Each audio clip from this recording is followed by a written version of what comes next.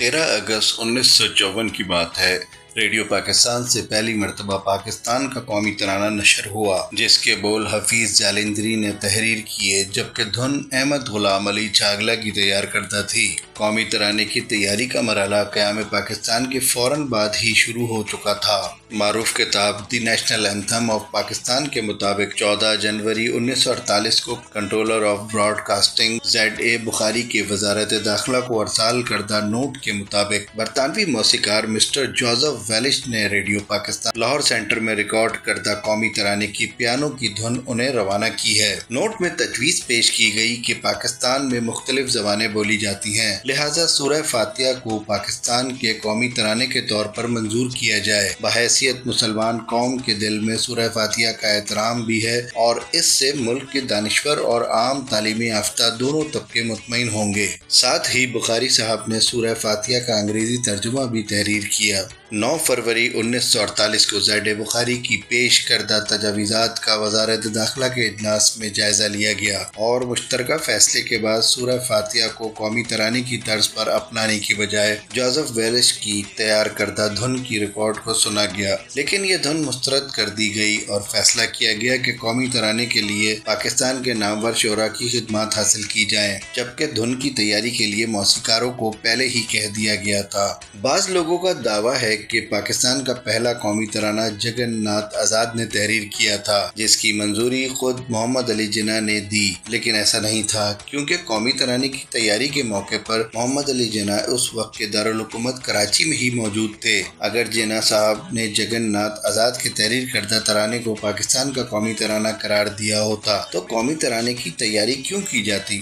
11 ستمبر 1948 کو محمد علی جناح کی وفات کے 3 ماہ بعد ہی سردار عبدالرب نشتر کی صدارت میں 9 رکنی قومی ترانہ کمیٹی قائم کی گئی۔ 23 فروری 1949 کو تشکیل کردہ جائزہ کمیٹی کے کام کے آغاز کا اعلان کیا۔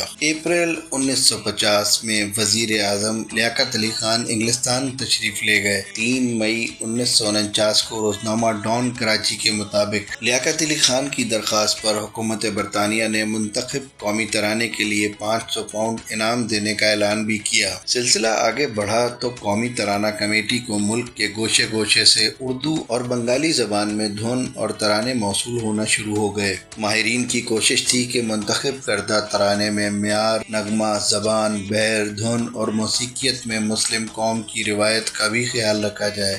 ذیلی کمیٹی کے رکن احمد غلام علی چھاگلا نے اپنی تیار کردہ ایک دھن کے ساتھ بعض دوسری منتخب دھنوں کو بھی قومی ترانہ کمیٹی کے سامنے پیش کیا اور انہیں رائل پاکستان نیول بینڈ کے ذریعے سنوانے کا اہتمام بھی کیا۔ تاہم کمیٹی نے فیصلہ کیا کہ شہنشاہ ایران کے دورہ پاکستان کے موقع پر قومی ترانہ کی دھن پیش کی جائے۔ چنانچہ 21 اگست 1949 کو احمد غلام علی چھاگلا کی تیار کردہ دھن کی پاکستان کے عارضی تصور کردہ قومی ترانے کے طور پر منظوری کا اعلان کر دیا۔ قومی ترانے کی اس دھن کو ریڈیو پاکستان میں بہرام سراب رستم جی نے اپنے پیانو پر بجا کر ریکارڈ کروایا۔ دھن کا دورانیہ 80 سیکنڈ تھا اور اسے بجانے میں 21 آلات موسیقی اور 38 ساز استعمال ہوئے تھے۔ 1 مارچ 1950 کو شہنشاہ ایران کی پاکستان آمد پر قومی ترانے کی دھن بجانے کی ذمہ داری پاکستان نیوی کے بینڈ کو سونپی گئی۔ کراچی ایئرپورٹ پر پہلی مرتبہ کسی تقریب میں قومی ترانے کی دھن عوام نے سنی۔ مئی سے جولائی 1950 کے دوران جب وزیر اعظم لیاقت علی خان نے امریکہ کا سرکاری دورہ کیا تو منعقدہ سرکاری تقریبات میں بھی قومی ترانے کی یہی دھن پیش کی گئی۔ اس کے باوجود مستقل قومی ترانے کے لیے موزوں دھن کی تلاش کا کام بھی جاری رہا۔ قومی ترانہ کمیٹی نے تمام دھنوں کا بغور جائزہ لینے کے بعد 2 دھنوں کو مجوزہ قومی ترانے کی دھن کے طور پر منظور کر لیا۔ ان میں سے ایک دھن احمد غلام علی چھاگلا نے جبکہ دوسری دھن مشہور موسیقار سجاد سرور نیازی نے تیار کی۔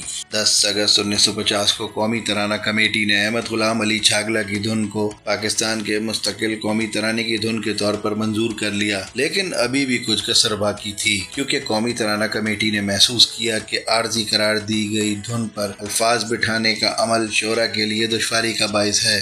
ایک مرتبہ پھر کمیٹی نے سجاد سرور نیازی کی تیار کردہ دھن کی دوبارہ بہتر ریکارڈنگ کے لیے اسے BBC لندن بھجوایا۔ گایا۔ ملک کے تمام معروف شعراء کرام کو قومی ترانے کے گراموفونز ریکارڈ بھی بھجوائے گئے۔ ہر رات ایک مخصوص وقت پر ریڈیو پاکستان سے اس ترانے کے نشر کرنے کا بھی اہتمام کیا گیا تاکہ شعراء کرام اس کی دھن سے ہم آہنگ ترانہ تحریر کر سکیں۔ ان ترانوں کو سن کر کابینہ میں یہ تجویز بھی زیر غور آئی کہ ترانے کا پہلا بند زیڈ اے بخاری کے ترانے جبکہ بقیہ 2 بند حفیظ جالندری کے ترانے سے منتخب کر کے ایک نیا ترانہ تیار کیا جائے۔ تاہم حفیظ جالندری نے اپنے ترانے میں کسی اور کے لکھے ہوئے ترانے کا جوڑ قبول نہیں کیا اور 2 جون 1954 کو احمد غلام علی چھاگلا کی مرتب کردہ دھن کو قومی ترانے کی حتمی دھن کے طور پر منظور کر لیا۔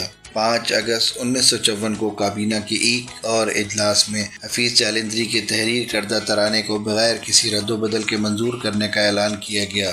یہ بات کم لوگ جانتے ہیں کہ 1947 میں حفیظ جالندری نے کشمیر کا قومی ترانہ تحریر کیا جو آج بھی پاکستان کے زیر انتظام کشمیر کے سرکاری ریڈیو سے ہر روز نشر ہوتا ہے، جس کے بول ہیں: وطن ہمارا آزاد کشمیر، ہمارا آزاد کشمیر، آزاد کشمیر۔ 1949 میں ان کا لکھا ہوا ایک اور نغمہ پاکستان کے قومی ترانے کے طور پر منظور ہوا تھا، جس کا پہلا مصرع تھا: اے میرے آباد وطن آزاد پاکستان۔ اس قومی ترانے کی خبر 15 مئی 1949 کو اخبارات میں شائع ہوئی۔ قومی ترانے کی دھن کی پہلی مشق میں پاکستان نیوی کے بینڈ اور طلبہ و طالبات نے حصہ لیا، مگر قومی ترانہ کمیٹی نے حفیظ جالندری کے اس ترانے کو مسترد کر دیا۔ لیکن صرف 5 سال بعد ہی ان کا تحریر کردہ ایک اور ترانہ پاکستان کے قومی ترانے کی حیثیت حاصل کرنے میں کامیاب ہو گیا۔ ریڈیو پاکستان کے مطابق اس ترانے کی صدہ بندی میں معروف گلوکار احمد رشدی، زوار حسین، اختر عباس، غلام دستگیر، انور ظہیر، اختر وسیع علی، نسیمہ شاہین، رشیدہ بیگم، نجم آرا، کوکب جہاں اور شمیم بانو نے حصہ لیا۔